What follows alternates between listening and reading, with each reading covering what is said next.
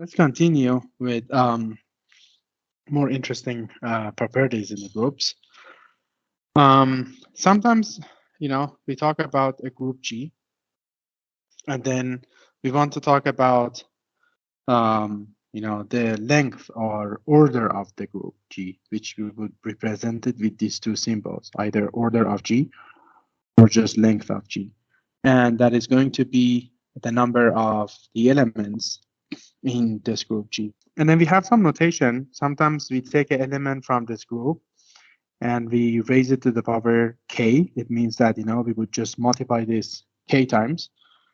And if our group is modular, group, then we can use, modular exponentiation algorithm, which would make it more efficient. Just two notations, not very important, just what we need for the theorem. And the theorem says that if we have a group G, that is a finite group, and if we take any element from this G and we raise that element to the power of the length of this group, or the order of the group, we would just get the element identity. So let's see, what does that mean? Suppose that we are working on group Z5, which are integers mod 5, right? So if I want to define this group, let's say we work on the multiplicative version. So we talk about Z5 at start. Now let me just eliminate this so that I don't bring confusion. And these are the elements in that are less than 5 and are co-prime to 5. So 0 is not the case. So 1, 2, 3, and 4. All of these are co-prime to 5 because 5 is a prime, right? And then we are talking about this group with multiplication. So the order of this group G, or the length of this group G, is equal to 4 because you have 4 elements, right? So now let's see if what this theorem says is correct. If I take any element, I take 1, I'm sorry, I raise it to the power 4, I compute it to mod 5, the result is going to be 1, right? Because 1 to the power of anything is just 1. I take element 2, I raise it to the power 4, mod 5. The result is going to be 2, 2 to the 4 is 16. Mod 5, 3 times 5, the remainder is 1. I take the next element, 3 times 4, mod 5. 3 times 4 is 81, and then mod 5 is just 1. And then if I take 4 and I raise it to 4, compute mod 5, again, it is going to be 256, which is the next one. The previous number that is multiple of 5 is 255, so the remainder is 1. Very interesting, right? So this is a property that we have it in every group. So I just brought you an example so that you can see this one. So now what the proof is saying that, we take any element, we raise it to the power of the group, we are going to get the identity element. Identity element in this group is just 1, right? Because we are talking about multiplication. So in order to prove this one, the proof goes as follows. So it says that if suppose we have the G, we have M elements from G1 to Gm. And then we define a Gj where we take one random element from this group and we multiply that element to every single elements in the group. And let's see what happens. So suppose I choose G equals to 2, then the G of 2 in this example is going to be 1 times 2, 2 times 2, 3 times 2, and 4 times 2, right? And of course, I have to do mod 5. So the result is going to be 2. 2 times 2 is 4, mod 5 is 4. 3 times 2 is 6, mod 5 is 1. And 4 times 2 is 8, mod 5 is 3. So you see that we generate the same element from the group, just with a different order. So when we take an element from a group and we multiply them, so we are essentially making the same group but with the different orders. So it says that we have these two, our element is equal, so which means that if we multiply all these elements, because these two groups are equal, so we have G1 multiplied all the way to Gm, of course, mod P or whatever, mod that group, modular that we have. And then if you also multiply the other group, so we would have G1 to Gm multiplied to G to the power m, because we multiply G to itself for m times, so we get G to the m, and then G1 to Gm. This implies that the only way that this equality can be satisfied is that G to the m has to be 1, right? So that's why if we take any element from, if we have a finite group, not the infinite group, that's the most important thing.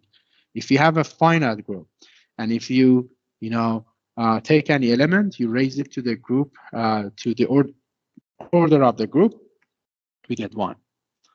So because of that, we have some special properties. So we know that when we are talking about a group ZP, right? So if you write down this group, it's going to be 0, 1, 2, all the way to P minus 1, right? So it means that, especially if you are talking about the ZP star, right? So we are talking from 1, 2, 3, all the way to P minus 1, which means that the order of ZP star, is P minus 1, right? So because the order of this group is ZP minus 1, we are mostly talking about this, multiplicative groups now. If we take any element A from ZP star, any A from ZP star, and then we raise it to the P minus 1, where P minus 1 is the order of the group, we of course would get 1, right? And if we are, or P is not a prime, then we would normally show it with the integer n. And then if you remember with the Euler function, we know that we define the set Sn, the number of equal to x, such that x is co-prime to, and then n, and x is co-prime to n, right? So this Sn is the group, and then we said that the size of Sn is phi n, right? So and that implies that phi n is the size of this group Zn star. So we are talking, this is representing the group that we denoted as Zn star, right? Zn star is the set of elements that are in this set Sn, and then actually, let me just write it Zn star so that we don't bring confusion, right? So the size of the Zn star is phi n. So now we know, according to that theorem, if we take any element and we raise it to the power phi n, we take mod n, the result is going to be 1.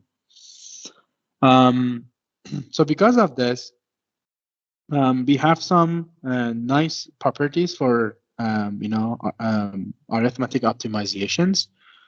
And it says that for any element in G, if you want to raise G to the power I, we can just do, if this I is huge, you can just do I mod the size of G, right? The group G. And then another interesting thing is that if you want to compute the inverse of some value G to the minus 1, then the inverse of this value is just the order of the group minus 1. So let's see how. So let's go with an example. Suppose I'm working on Z star 5. And as I said, this is going to be 1, 2, 3, and 4. Suppose I want to compute the inverse of 1, inverse of 2 for mod 5. Right? So I want to solve this one. We know that we can use extended Euclidean algorithm. We do like GCD, and then we 2 and 5, and then we extend it to find the coefficient r, and then we are fine with that, right? So, but according to this formula, now we have a better way to do it. And the formula says that if you want to find the inverse of 2, so in order to find that, we can do 2 to the size of the group. The size of this group is 4 minus 1, right? Mod 5, which is going to be 2 to the 3. Let me just write 8 mod 5, and it's going to be 3, right? So we check. We say 2 times 3 should be 1 mod 5. Is that correct? Yeah, because 2 times 3 is 6, mod 5 is 1, right? So it was very easy for these kind of groups. If we know the order of the group, then it's very easy to find the inverse of these values. We don't have to do the GCD.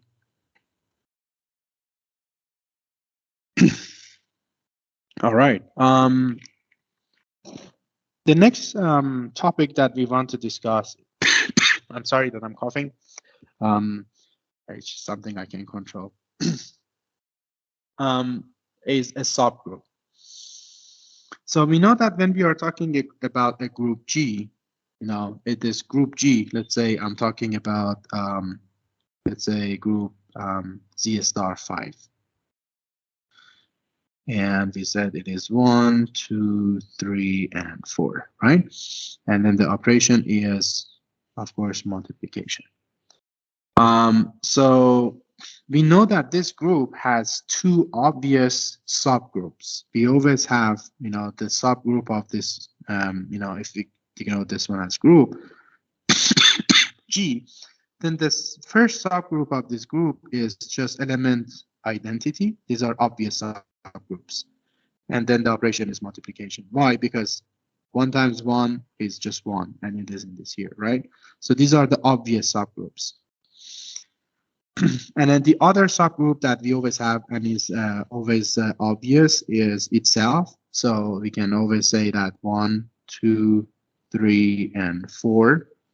And the operation is multiplication. So for every group, we always have 2 obvious subgroups. And now the question is that, is there any other subgroup that is not one of these obvious subgroups and a little bit more interesting, right? And the answer to that is yes. In this group, we have another subgroup H that is 1 and 4, and then multiplication. Why is it a subgroup? Let's check this out. 4 times 4 is going to be 1 mod 5, right? 1 times 1 is also 1 mod 5. And then 1 times 4 is going to be also 4 mod 5. So no matter how do I take elements and I multiply them together, so we have a closure, right? It is always, the result always exists in the set, right? 1 or 4. We have identity, the inverses exist because the inverse of 4 is 4, because 4 times 4 is 1. So this is another interesting subgroup in this group, okay? So this given, now we want to see that how can we find the subgroups, or is there infinity subgroup, or how this look like? For this, we need to talk about some interesting theorem called Lagrange theorem. Lagrange says that if H is a subgroup of a finite group G, then the order of H would divide the order of G. Okay. This is an interesting property. So it says that you can have any subgroup with any order. So it says that if you go back here, so the order of this group Z star 5 is 4. So it means that we can have a subgroup of order 1 or 2 or 4, right? We cannot have subgroup of order 3. because 3 does not divide 4, right? So this is what Lagrange says. It doesn't say how to find a subgroup. It just says that, if there is a subgroup, then the order of that is going to be, would divide the order of the, the main group. So let's see how we can prove this one. Suppose that we have this group G that has, M element, G1, G2, all the way to Gm. Okay. So I'm going to present this group G, like graphically, I'm going to present it here. And suppose that there is a group H that we think this is the subgroup of this group. So it is H1, H2, H3, all the way to HS. Okay, we have S values. And suppose here is the identity element E. So because H is a subgroup of G, and H itself is a group, so E must be part of H. So suppose H is this much, and this whole thing is group G. All right, that is given. Then we have very interesting thing over here. According to the Lagrange, he says that if you take any element from G, let's say I take G1, and I multiply that one to H, some element G1 out of H, out of this, H. So I take this G1 and I multiply that one to H. So I'm going to get G1, H1, J1, H2, all the way to J1, HS, right? And I'm going to take another one, J2H. I'm going to multiply that value to all of these elements, H2 all the way to J2HS. And this continues JMH, JMH1, JMH2, all the way to AHS.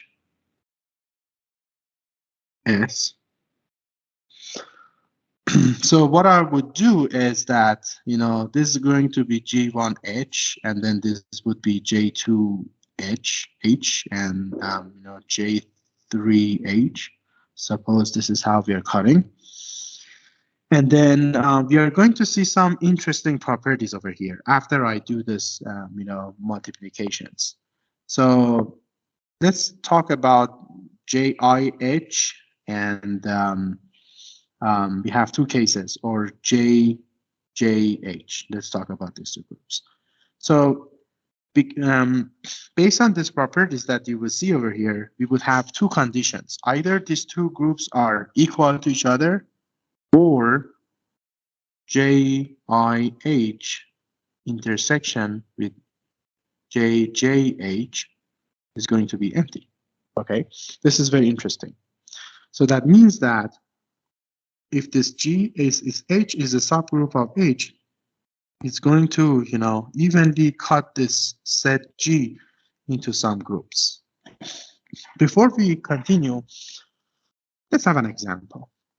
Suppose I'm talking about a Z star 5. So my group is going to be 1, 2, 3, and 4. These are the elements. And then we said that in this set, we have a subgroup 1 and 4. So J1H is going to be what? I'm going to take element 1, which is 1 times 1 and 1 times 4, right? And the result is going to be 1 and 4. J2H is going to be, I'm going to take the second element. So I'm going to say 2 times 1 and 2 times 4, right? So if I do mod 5, I'll get 2. 2 times 4 is 8. Mod 5 is just 3. If I continue with the next element, I will get 3 times 1 and 3 times 4, right? I use this H to partition the group G. So I get 3, and 12 mod 5 is going to be 2. And then the last one, what I'm going to get is 4 times 1 and 4 times 4. So I get 4 over here, and over here I'm going to get 1. So you see either these different cosets that we have generated, either they are equal or they are the intersection between them is empty, right? So you see that we are following this pattern. So now that this thing is clear, so we say that if the order of G is m elements, and then we see that we have generated R cosets.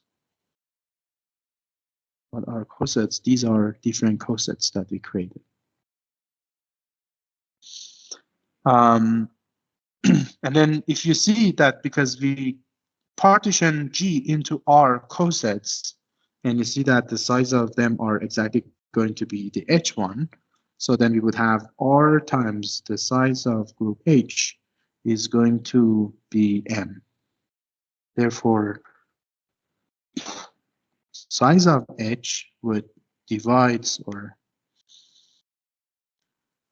divides the size of the group G.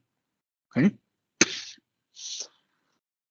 So reviewing, these are what we have generated over here are cosets. These are not groups, because you see that over here we have some, they are cosets because 2 and 3 are not forming a group. We are just having them partitioned. So the interesting thing is that we have, partitioned G into R equal cosets, and some of these cosets happen to be a group, but it doesn't matter.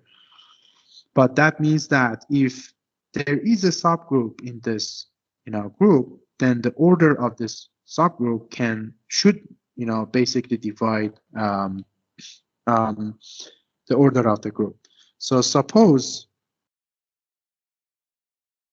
this would already help us to really cut the size, the different things you want to check.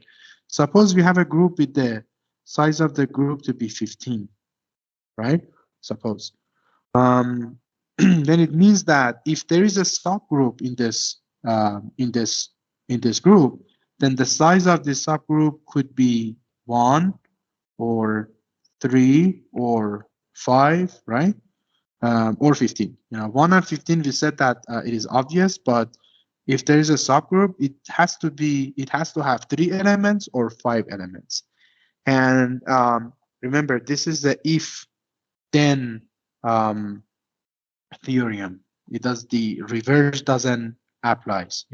So it is not the case that we have to have a subgroup of order 3. We can have. It doesn't guarantee. So remember that is a if-then theorem. And because of that, if and another interesting property that if the order of the group happen to be a prime, then it means that this group doesn't have any subgroups, because there is no other elements than 1 and the prime itself that can divide the prime. And because of that, this kind of groups wouldn't have any subgroup.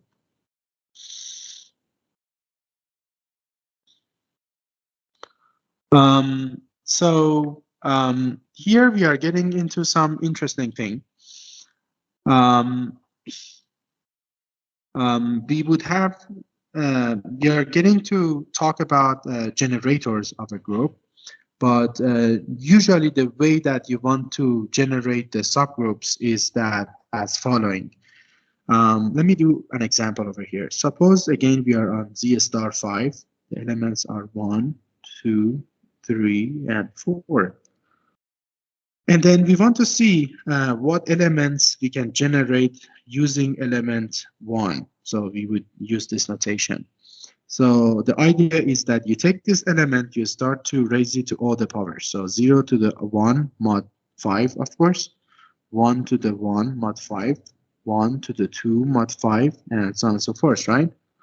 So you see that the only element that you generate over here is just 1. So this is an obvious, subgroup.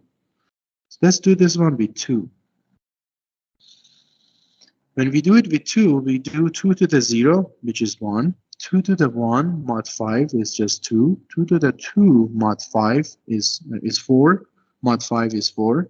2 to the 3 mod is 8. Mod 5 is going to be 3, right? And then we know that if we do 2 to the 4, 4 is the size of the group, so it's going to be 1 again. So we won't do that, but we'll just stop here. And then the elements that it would generate is 1, 2, 4, and then 3, right? So this what it has, because we don't do 2 to the 4. Remember, is going to be 1 mod 5, right? Because the order of the group is 4, right? Remember. If we continue with 3, we get 3 to the 0, 3 to the 1, 3 to the 2, 3 to the 3, and then 3 to the 4, and then we don't need to continue. So what we would get is, the first one we get is 1, and then 3, and then 4 and 2. You see that they're generating different groups. Sometimes they are equal, but sometimes they become different. So if you take now 4, with 4, I get 4 to the 0, 4 to the 1, and 4 to the 2, 4 to the 3, and 4 to the 4, and I stop there. And then I get 1, 4, 4 to the 2 is 16, mod 5 is 1, so we already have it, I don't add it. And if you continue, we see the same thing. So we see that we were able to generate all the subgroups of this group. And unfortunately, this is the only tedious way that we can find the subgroups, unless if we plan to, have the order in a very specific way that we would discuss it later. And if we do it in that way, then computing subgroup would be a bit easier. So remember that we always continue to raise them to the sum power until we get to the order of this group, because if the order of the group is n, there is no point to continue after this, because we are going to repeat the same values over and over. Okay. So maybe we would cover one more topic for today. So we have something called cyclic groups. Remember that from the previous page, 2 and 3, when we raise them, they generate the same group. So this is what we call a cyclic group. A cyclic group is a group that we can generate the entire group out of one of the elements. And we call this element to be the generator or primitive root of this group G. So we say that Z star 5 is a cyclic group, right? Because we know that 2 generates G and also 3 generates G, right? So in this case, the generator is 2. In this case, generator is 3. Let's talk about another one that is not cyclic group. So if we talk about Z star 12, what are the elements here? Only elements are those elements that are co-prime to 12. So we have 1. We cannot have 2 because 2 and 12, the GCD is more than 1. They're not co-prime. 3 we can't. 4 we can. 5 we can. 6 is not possible. 7 is possible. 8 is not possible. 9 is not possible. 10 not. 11 yes. And then that's it, right? So the size of this group is only 4. We said that with the group, with element 1, we can basically generate the obvious group of 1. If we do try to generate the groups with element 5, which means that we take 5 mod 5 to the 0, mod 12, 5 to the 1, mod 12, all the way to 5 to the 4, mod 12, you will see that you only generate this 1 and 5. Okay. And if I take 7 to see what 7 would generate for me, I'll end up with 1 and 7. And at the end, if I try the same thing with 11, then I end up again with 1 and 11, right? So this group is not cyclic because there was no element in this group that I could use it to generate all other elements. This is a very important notation. A lot of digital signatures that we are going to use, we want to choose a group that is cyclic so that we can use one element to be able to cover the entire group for the computation that we are going to do. So because of this, it says that every group that has a prime order is cyclic, and every element in G minus identity is the generator. So if that is the case, remember that the order of Z star P is always phi of P, which is P minus 1. So if you choose a group ZP, the order of the group is P minus 1, which is not a prime. You always remember. So if you choose like Z5, Z11, Z7, it does not guarantee that this group is cyclic. You need to check because the order of these kind of groups of mod P is not a prime because according to the phi function, the number of the elements are P minus 1.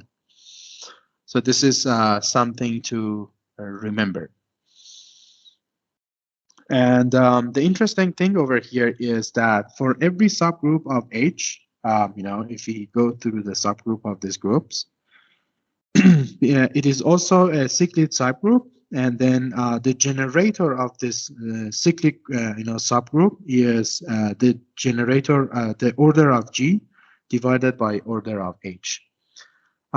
So what it says is that if we have the order of G and if we divide it with the order of H, we can find the generator for the other subgroup. Remember, I'm giving an example over here. We said that the G is equal to 2 is a generator for the Z star 5. So I want to find the generator for the group of 1 and 4, right? So it says that what is the generator for that? So according to this definition, I should have 2. Order of G is 4 and order of H is 2. So I have to have 2 to the 2, which is 4. It says that the generator for the subgroup of 4 is 4 because using 4 I'm talking about Z star 5 in Z star 5.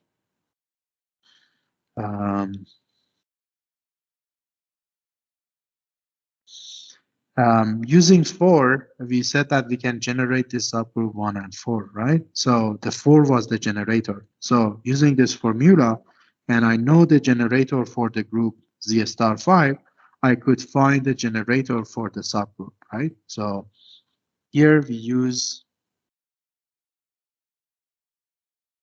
2, which is the generator for G to find the generator for subgroup 1 and 4.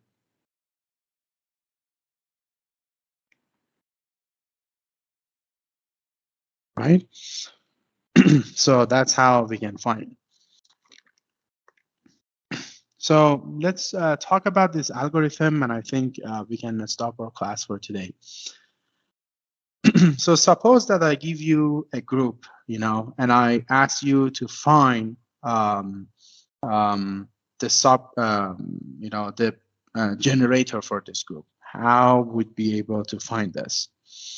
So suppose that our group G has this order M, and I can write M as some prime, decomposition. So P1, P2, P3, and up to PK, right? It doesn't have to be prime, I'm sorry. It's just like some, no, it has to be prime, I'm sorry. So for order of group GM, which is M, we can decompose it into its prime, values, prime decomposition. So let's write the pseudocode for this. So primitive root for, some prime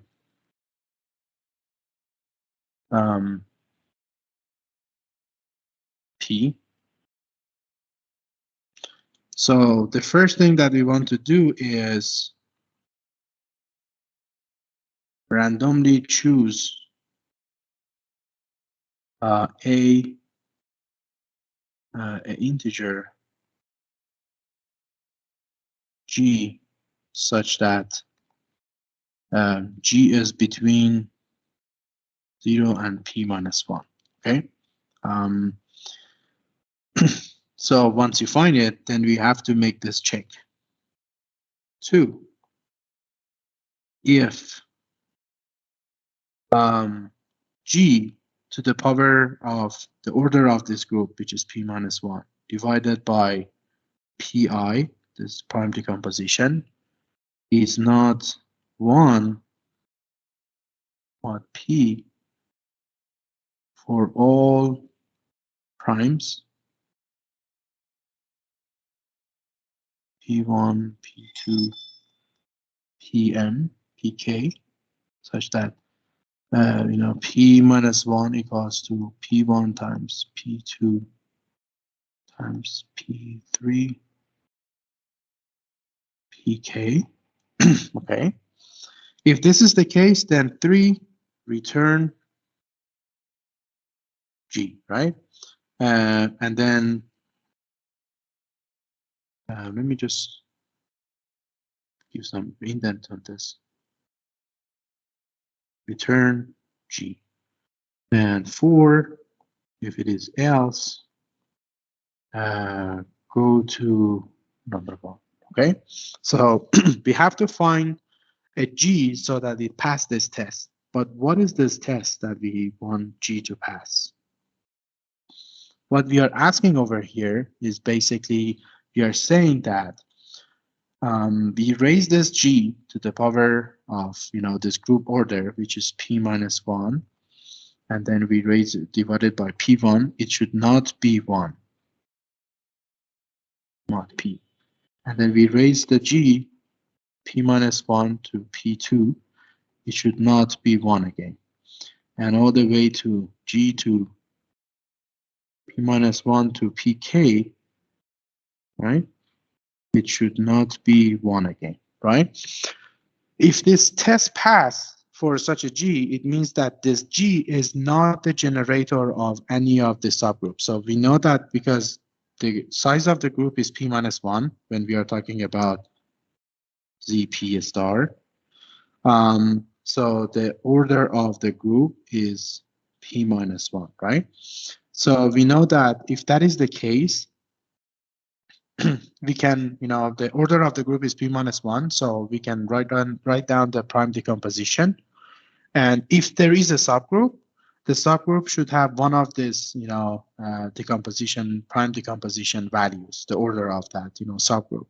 And we want to make sure that this G, as long as we check that it's not 1, it means that this G is not a subgroup of, it's not the generator for any of those subgroups.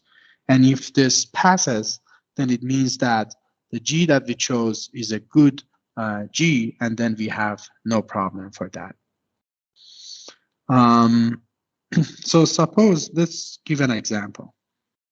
Suppose I have a group G that with the order of G is basically 4. So it means that I can write it like 2 times 2, right? This is the P1 and P2.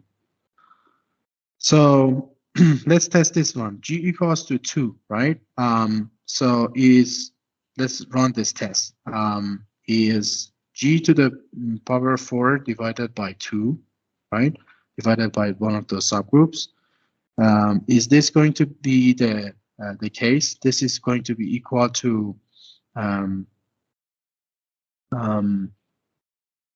4 to the 2, which is not going to be 1 mod P. And then if I choose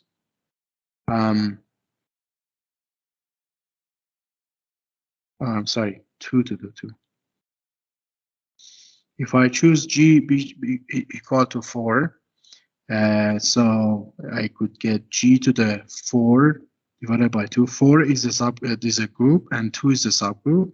I'm going to have 4 to the power 2, which is going to be 1 mod P. So 4 would fail this test, but 2 would pass this test because 2 is not a generator for a subgroup.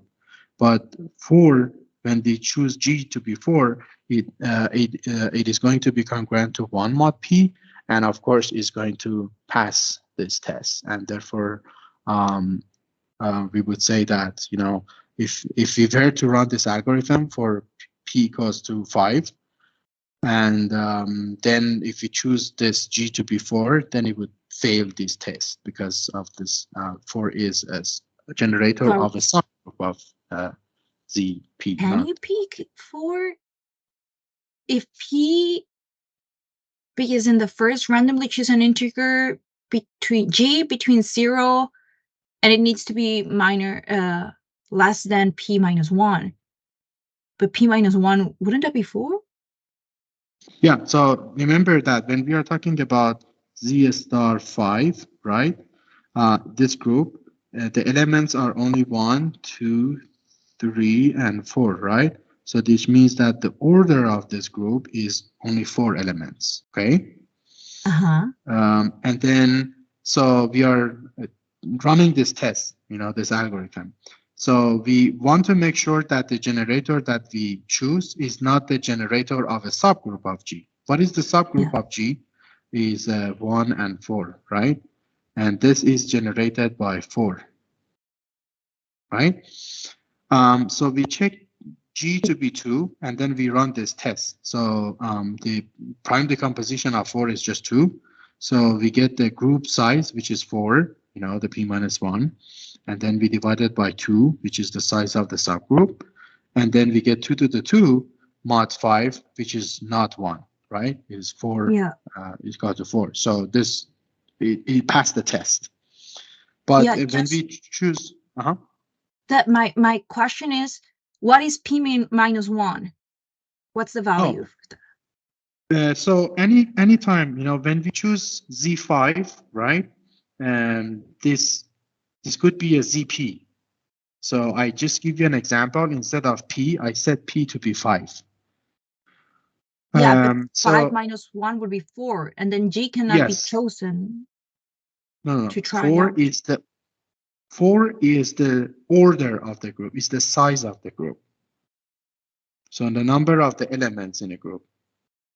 Right? What are the numbers in my group? Is 1, 2, 3, 4. Right? All the integers less than 5. Yes. Okay. So according to the theorem, we know that if we raise any group element to the power P minus 1, I should get 1. Okay. And what we have here is that if we want to get the generator of some subgroup, like for example, the subgroup 1 and 4 over here, what we want to do is to start with the generator of the group G, and then we divide it with this subgroup. And then as long as that is not equal to 1, that we can find that, generator for that group. Yeah, okay. I think my question is in the number 1 step. Oh, here? I don't know if it makes sense to you, because I feel like we shouldn't be able to pick G as 4 because 4 is not less than 4. G is not less than 4? The 4 cannot be chosen as a G because 4 is not less than 4, which is P minus 1. Oh, I see. I'm sorry. So it has to be greater than equal. Okay, I see your point. Sorry. Okay, I'm sorry, I missed that. So maybe write it with green. Okay, all right. So this is the way that, given a group prime most of the time or some integer over here. So this is the iteration that we have to make to find the generator for this group. All right, I think this is already a lot of information. So I would like to stop the class now. I'm going to print this, notations, and I would publish the noted version of this slide on the EE class platform. I know that a lot of you need to go back through this one and try to understand it better.